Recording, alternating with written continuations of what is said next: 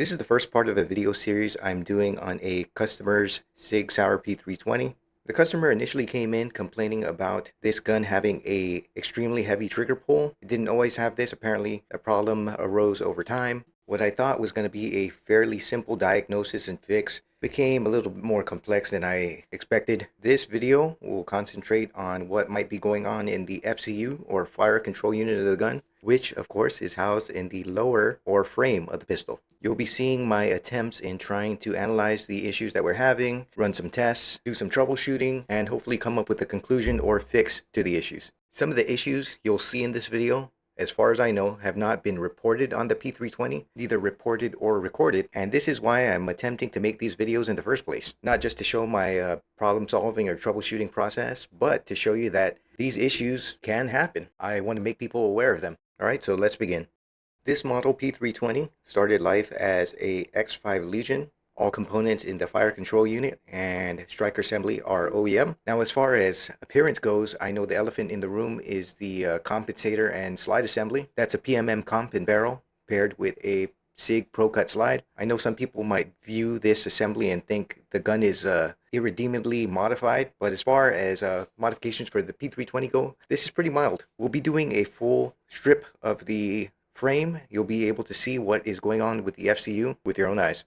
But before that, let me give you a little bit more details about the gun. Customer says he bought the gun sometime right after COVID, so 2020, 2021. Again, started life as an X5 Legion. Customer says the gun has no more than 2,000 rounds on it before this heavy trigger issue started happening. Almost immediately after taking the gun for initial inspection, I myself pulled the trigger a few times and confirmed, yes, this P320's trigger was extremely hard to pull. The trigger could be pulled to a very distinct hard point. Now, I've pulled the triggers of many P320s over the years, and this was not your typical P320 trigger pull. This was a real problem. Here you'll see me doing a trigger pull test. Slide pulled back and the striker is armed, not doing a fake trigger pull here. Now, the Wheeler trigger pull gauge is not the most sophisticated trigger pull gauge out there, but it illustrates the hard trigger pull of this gun pretty well, I think. And X5 Legions are known to have very light triggers. Some are as light as 3.5. Your average one is about 5 pounds, but this was pulling well at above 7, even maxing out the Wheeler trigger gauge, which is only 8 pounds, but still. So after confirming the issue the customer described was legit, I began my preliminary examination of the FCU. So as we see in the video here, I'm checking function of the disconnector, the bird head. Seems to be springing up just fine. Striker safety arm rising up okay, being actuated by the trigger as it's supposed to be. An important one is the Sear spring, whether it pops up the Sear with proper tension, also seems to be fine. Another important test to do, especially in light of recent developments, is seeing if the takedown safety lever is the correct one for a 9mm. Apparently mixing a 10/45 cal takedown safety into a 9mm gun is asking for trouble. No problems here. So let's take the FCU out of the grip module, take a look at it. So if you're eagle-eyed and you're familiar with the P320, you can maybe make out that the trigger return spring is a little bit bent. You wouldn't see a slight curve to the trigger spring as you see here. It would be straighter than this. However, the spring is still doing its job, and I doubt this alone is the core root of our problem with a heavy trigger pull. So let's continue to examine our FCU's functions. Really want to give you a bird's eye view of how this is operating. See the striker safety and Sear actuating. Now, I must say that I am fairly familiar with the P320, but I am not a licensed SIG armorer. If any of you spot something weird, please let me know with a comment below. Next up, we're going to check out the Sear springs. Prior to checking them out like this, I thought this would be our #1 culprit in causing the heavy trigger pull problem. Apparently not. They're in good shape. So at this point, I was feeling a little bit stumped because all springs in the FCU seemed fine. Rudimentary check of the striker safety assembly seemed okay as well. So there was still a lot of things to ponder about this gun and its issues. I started thinking how strange the nature of the trigger pull was. I wanted to see what was going on between the Sear and the striker surfaces. I mean, go figure. It's a 10-pound trigger pull when it's supposed to be less than 5. We should be able to see what mechanically is going on to give us such a heavy trigger pull. We'll do just that in a minute, but in cases like this, when we're dealing with a firearm with problems that are not easily diagnosable or plainly obvious, I think it's always a great idea to see how a perfect example, a problem-free example of the same firearm, how it behaves in normal function. Luckily, the shop has a new 2025 SIG 320 M17 that I could use sort of as a control so we can compare it to our problem P320. I also wanted to experiment and swap slides between the two guns, M17 slide on the problem P320 frame and vice versa. This would give us some solid data. We can maybe better narrow down where exactly in the 320 the problem is arising from, FCU or striker unit. So yes, I feel this is a vital and a very simple test to do. Okay, our first new configuration, we have the M17 top with the problem X5 Legion lower. Will this new slide assembly do anything to help with the hard trigger pull condition that we have on the X5 lower? Let's see. And no, we still get that hard trigger pull problem. So this tells us the issue is probably stemming from the lower. Next up, let's go inverse. Let's try the problem X5 Legion upper on the new M17 lower. And this assembly feels like how a P320 should, no problems. Feels exactly like how it does with its original M17 slide. So with this quick little experiment done, I think we can conclude that our problem area is within the lower, the FCU. So that was a quick, simple test, but it gives us some pretty invaluable data. Alright, so next up, let's get a visual on how the Sear and the striker interact with each other. Again, we're starting with the M17 without any issues as our control. Let's see how it operates. With the trigger pull, we can see the Sear being moved downwards. Pulling the trigger to a certain point, to its break point, allows the Sear to drop fully and we get a striker hit. So compared to our problem X5 Legion, the trigger response on this M17 feels very lively, springy, and responsive in comparison to our problem X5 Legion. I mean, not hitting a 10-pound wall obviously is a big help, but yeah, this is how a 320 trigger is supposed to be. Alright, let's check out our problem P320. We're about to see something very interesting. I'll put things in half speed. So with the pull of the trigger, we do see the Sear being actuated down. From here, we can also see the hard catch point that is probably responsible for our heavy trigger pulls. Now I want to say that this catch point sort of puts the Sear and the striker on razor's edge. So the trigger pull starts to rotate the Sear, okay, for the first 70% of the trigger pull. It's then we hit our catch point where we hit more grit and weight, and we finally get to the point where the striker and Sear are barely making contact with each other anymore. They're about to split away from each other, but they're not. Now let's pause and think about this for a little while. A Sear and striker barely hanging off each other at a very hard point. You think there must be a lot of load between these two parts at this point, don't you think? And the way we have the trigger pull, the way things are stacked up at like 90%, that seems pretty precarious, don't you think? Now, pay close attention to what I'm about to do. Did you see that? If you didn't, that's okay, I'll be demonstrating it a lot. So knowing that our Sear and striker were just hanging by a hair, what I wanted to try was pushing up and basically splitting the slide and the frame apart from each other and see what would happen. And what happens is the striker drops. Trigger is impossible to pull. That is until you split the slide and frame apart.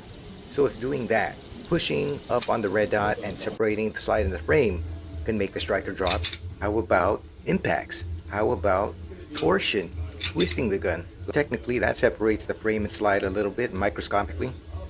And yes to everything. As long as you stage the trigger to that very hard catch point, if you tapped up, you tried to separate the slide and frame, if you gave it a direct hit or you tried to simulate a jolt, that would make the striker drop.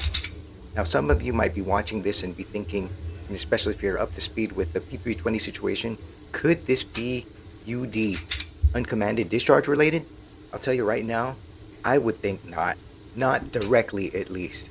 I mean, first off, I am pulling the trigger, obviously. That's plain to see. There's a big difference between a P320 going off without any input at all versus somebody staging the trigger to 90% and then a poke or a hit makes the striker drop. I mean, do the optics of this look good if you were SIG? I don't, obviously not. I mean, seeing the issues that you're seeing here, that's not good for SIG, nor is it good for the consumer who might not even know that they have these issues. My customer who brought this gun in didn't know the extent of these issues until he brought it in to me for analysis.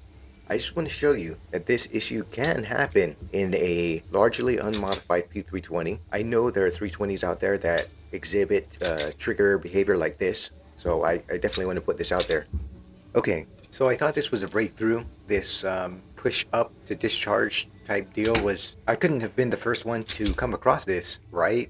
So like any technology dependent millennial gunsmith out there, I wanted to do a little bit of research and find out if anybody else was having this issue. So Google was completely useless as usual, and I couldn't really find anything relevant on Reddit either. No reports of this heavy trigger pull problem on the 320. Maybe I was missing something, but I couldn't find anything on this issue. So I took to YouTube. I took to asking Edmund from SIG Mechanics, who has some of the best technical videos on the P320 on YouTube, if he ever came across this heavy trigger pull issue, and he said he hadn't. Eventually, I got to asking Protraband, of course he's the tip of the spear when it comes to reporting on the P320 and its alleged issues, to see whether he had heard about this heavy trigger pull issue, and he didn't. Well, at least not on the P320. He mentioned videos that Tactical Advisor, another YouTuber, did on a problematic SIG P365 XL. If you were like me and you somehow missed coming across these videos, please go check them out. In fact, I would go as far as to say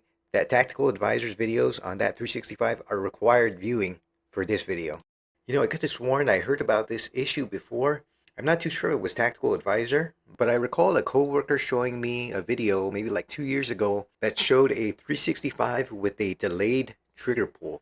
I remember seeing that and thinking, this guy is faking it. He's acting like the trigger is being delayed, and he's putting that final pressure to make the gun go off. Now that I'm having a gun with a similar issue, albeit a different platform altogether, P320 versus P365, well, I might have been wrong. I think I was right to be skeptical, and I know there are some viewers of this video right here thinking the same thing, and you're smart to do that. In any case, I hope you keep on watching. We'll be doing a very interesting test coming up soon. So yes, all of that said, on top of the striker dropping once you try to separate the frame and slide, when you hit the slide, and now, after watching that Tactical Advisor vid, we can add shaking the gun onto the list of things that make the striker drop once we get the trigger into its weird heavy catch point. So with those Tactical Advisor videos fresh in my mind, I was wondering if the striker drops we were getting in dry fire, or rather dry poking, dry hitting, or dry wick flicking, were enough to set an actual round of ammunition off. So another customer and friend of mine owns a small indoor range that I thought would be perfect for a test like this. These tests were done safely in a controlled environment. Don't try this at home. Okay. Starting things off with the shake awake or the wick flick. Let's see. Yup, the striker was actually dropping at full power. You know, I'm pretty sure some people are not going to like me calling it shake awake. You might think it's misleading. And yeah, of course it is. You know, it's just a colloquialism. If you want to put things literally, it's more like staging the trigger back and shake to fire. That's how I'd explain it. Okay, let's try bonk to fire. 10 or 12 pounds on it. Me pulling the trigger won't set it off, but this will. Got that? Yeah. Yep. Here's another camera view of the bonk to fire.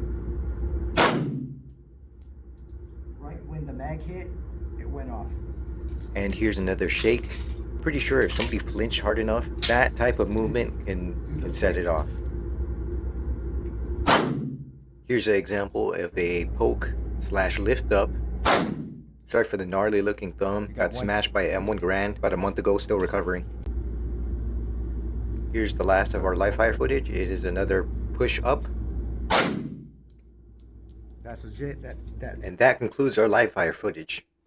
Alright, so let's start wrapping things up. So to begin, we saw that there were no obvious flaws in the components of the FCU, at least to the naked eye. All the springs in it seem to be in good working order, nothing crisscrossed, nothing snapped. You know, I think it's important to note that this X5 Legion was produced around the COVID era. In theory, guns produced around this time would have some of the worst QC you'd see in a gun in a very long time. I mean, this era lasted quite a bit, 2020, 2021. You remember the supply chain issues. And let's not forget about the actual quality of the manufactured parts of this time as well. At this point, it's no secret. We all know that SIG subcontracts pretty important components of the FCU to Indomim. They're based in India, and they specialize in metal injection molded parts.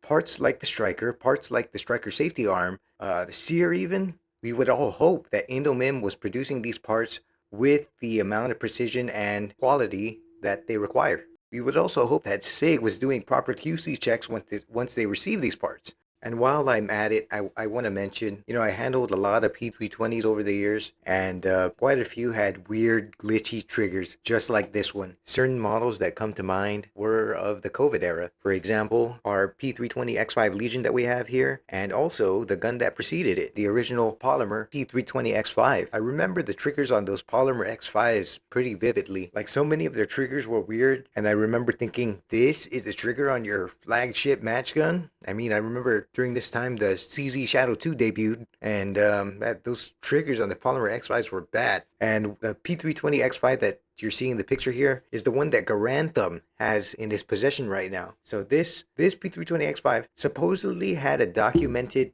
uncommanded discharge. Now, as of July 2025, Garantham hasn't come out with a video on this gun yet, but I am super curious to see what he finds. Okay, finally, as for conclusions and possible solutions to fix this problem child of a gun, I think the best thing to do at this point is to swap all components of the FCU out one by one to find out which parts exactly are causing our issues. My hypothesis at the moment is that certain parts of the FCU of this gun are somehow out of spec in a very minor way, or they found themselves to be out of spec over time. Maybe a component or a couple components found themselves being worn out prematurely. Maybe something wasn't heat treated correctly. That's also a possibility. Tolerance stacking is most likely playing a part as well. If you force me to make an educated guess on which parts exactly are the key suspects, well, my bets are on the striker safety and the Sear. Now, granted, I bet if we sent this back to SIG for service, they would likely replace every single part in the FCU. I think Tactical Advisor's letter from SIG service sort of proves this. They replaced everything in that P365XL, and he got it back with a shake-awake fix. And speaking of SIG service, the owner of this gun might opt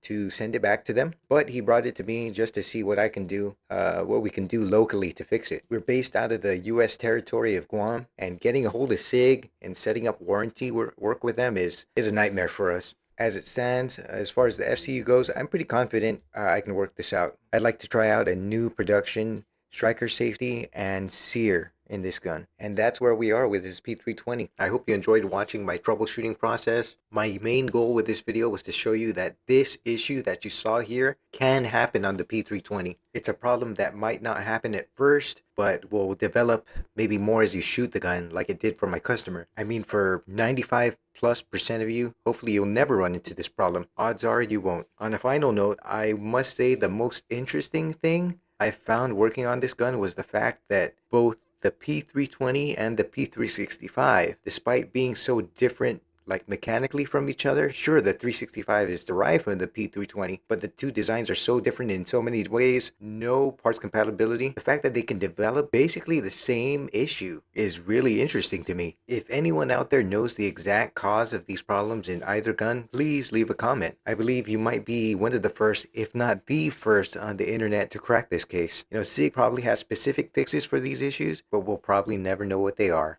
Alright, thank you for watching. If you're interested, there is a second half to this video series. Part 1 covered the FCU. Part 2 is going to cover the striker and striker safety mechanisms of this P320. It's the same gun. Yes, this gun has a lot of issues. If you're interested, I'll catch you there. If not, thanks again. See ya.